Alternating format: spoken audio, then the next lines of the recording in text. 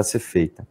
Bom, agora, dessa transição que você narrou, da iniciativa privada, da sua vida no mercado financeiro, de gestor, da sua formação de engenheiro, de administrador de empresas, para a vida pública, né? O que foi a coisa que mais... Vamos pegar 2 pontos. Coisa que mais te chocou negativamente, né, na vida pública, né, de partido político, da burocracia partidária, né, da questão política mesmo, que mais te surpreendeu negativamente, que de fora você via parecer que não era tão ruim assim, quando você chegou para ver mesmo, você viu que o negócio era feio, e o que te surpreendeu positivamente, uma coisa que na iniciativa privada você via no setor público e falava, puta, esse negócio aí não presta, não é um negócio que eu devo me meter, mas aí quando você entrou, você falou, bom, não é bem assim, até que é um negócio legal.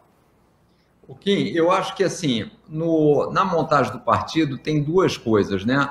O primeiro é a burocracia. Isso eu não imaginava que a burocracia para montar um partido era tão grande, né? Quer dizer, na verdade, meu primeiro expanso, porque quando eu comecei a ideia de montar o partido, a gente é acostumado com empresa, né? Você vai montar um negócio, aí o que você faz? Bom, eu ambiciono ter uma rede de padarias pelo Brasil todo. Aí você fala, bom, vou primeiro montar uma padaria numa cidade, depois eu monto na segunda. E aí, quando eu fui ver como é que funcionava a montagem do partido, foi o seguinte, você já precisava montar padaria em 9 estados da federação. É boa analogia essa. Muito boa. Bom, mas eu quero ainda aprender como é que faz o pão, e os caras já querem que eu monte em 9 estados. A chance de dar errado essa padaria é enorme. Porque como é que eu vou trazer as pessoas? Eu não conheço ainda os caras que fazem pão, eu preciso ir conhecendo aos poucos, né? E o partido tem essa história, que o partido tem que ter atuação nacional. Então, eu não podia começar um partido pequeno e crescer na medida que a gente fosse tendo sucesso. Já precisava começar grande, já precisava com as 500 mil fichas, né?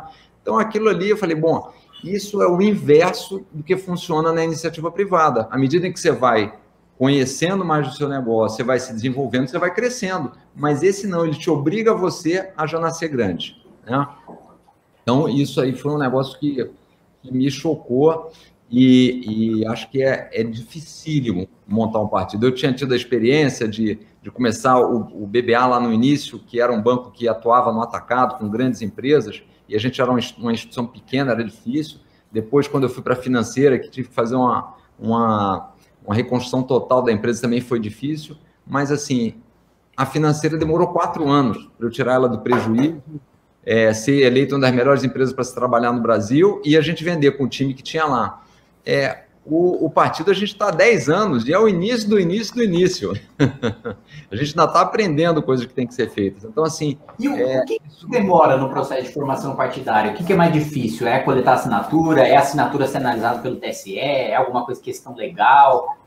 Olha, a coleta de assinatura, as pessoas não fazem ideia, porque... E aí é um processo que você vai aprendendo, né? O meu primeiro grande susto, para a gente ter uma ideia do time, né? Nós fundamos o partido em fevereiro de 2011, e aí, em junho de 2011, eu estava viajando de férias, recebi um telefonema dos advogados, falando, ó, João, tem 2 notificações da Polícia Federal, que você vai ter que ir lá prestar depoimento.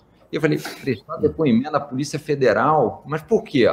Porque nós tínhamos contratado uma empresa, a gente contratou uma empresa de marketing, onde a gente fez treinamento das pessoas, explicou quais eram os principais vantagens, ou na verdade, quais eram as características do partido. O partido que começava sem político, um partido que era ficha limpa para todos os filiados, e isso era, vamos dizer, o discurso que eles tinham que fazer para tentar abordar as pessoas na rua e receber assinatura. Resumo da história, eles pegaram algumas assinaturas, mandaram para os cartórios eleitorais, os cartórios não validaram algumas daquelas assinaturas, e aí isso é enviado para o Ministério Público, que envia para a Polícia Federal para fazer uma investigação. E a Polícia Federal, então, estava me chamando para ir lá depor. Bom, Rosa, minha esposa, no mesmo momento, em junho de 2011, falou, João, esquece isso. Larga isso aí. Esquece isso aí. Nós estamos aí trabalhando, colocando dinheiro para tentar melhorar o Brasil, e agora você está tendo que prestar depoimento na Polícia Federal, você está fazendo isso, e esquece esse negócio. Né? Mas aí eu sou meio resiliente e acho que esses desafios, assim, acho que quando você tem um desafio eu fico mais animado. Eu falei, não, vamos tentar. Mas, assim, a coleta de ficha é difícil, até porque, só para as pessoas entenderem, quando você pega a assinatura de alguém, você tem que levar aquela pessoa, aquela ficha, você tinha que levar no cartório daquela pessoa para o reconhecimento de firma. Então, por exemplo, a gente ia na Praça da Sé.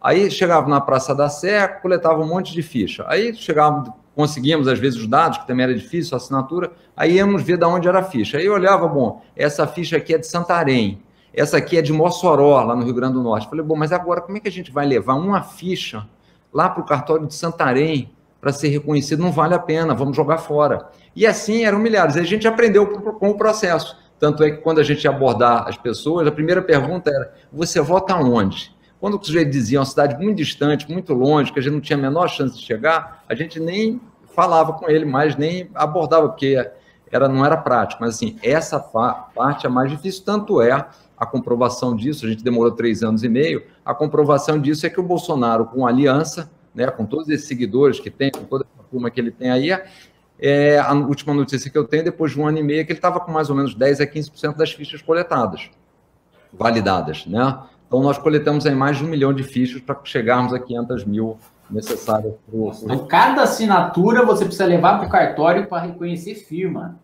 O cartório onde a pessoa tirou o título. Então, isso Nossa senhora. E aí você precisa pagar para o cartório reconhecer aquela firma, certo? Para cada assinatura? Não, você não precisa pagar. Você tem que levar... Isso. Você não precisa pagar, mas é um processo que demora... às vezes demorava 90, 120 dias para você receber de volta. E aí o que acontecia é que muitas das assinaturas, o que a pessoa tem que fazer a assinatura igual que ela fez no título eleitoral, e muitas vezes ela não lembra. Diferente. Eu já faço, nem lembro mais qual é a assinatura do meu título. Tá vendo? É isso que dá se tá na casa dele. Na Atenas não tem isso. Mas assim, indo para o lado positivo, o que eu acho que me chamou a atenção aí, falando da parte política, isso aconteceu muito durante a campanha em 2018, né? Eu vim fazendo várias apresentações do Novo e tudo, mas um negócio muito legal, e acho que o sucesso que vocês vão ter na academia, acho que prova isso, é que tinha muita gente jovem se interessando por política, né? Muita gente jovem participando. E eu falo jovem, e mesmo até eu tive fazendo palestra onde tinha um garoto de 8 anos, né? Participando e fazendo perguntas muito interessantes. Eu lembro de uma pergunta que ele fez, foi no evento em Recife, que ele no final virou e falou assim, eu queria saber o seguinte, por que a gente não copia os países que dão certo? Né? Que é uma pergunta tão óbvia, né? Mas aí a gente pode falar um pouquinho por que a gente não copia depois, né? Porque tem forças que não querem copiar, porque muitas vezes significa perder poder, né? Mas assim, então acho que essa participação da turma mais jovem na política foi o que me marcou aí, que eu acho que é um dado positivo no mundo público. Aqui em São Paulo, o pessoal aí de 16 a 24 anos ou votou no Arthur ou votou no Boulos, ou seja, o jovem não sabe votar, né? Nem na direita, nem na esquerda.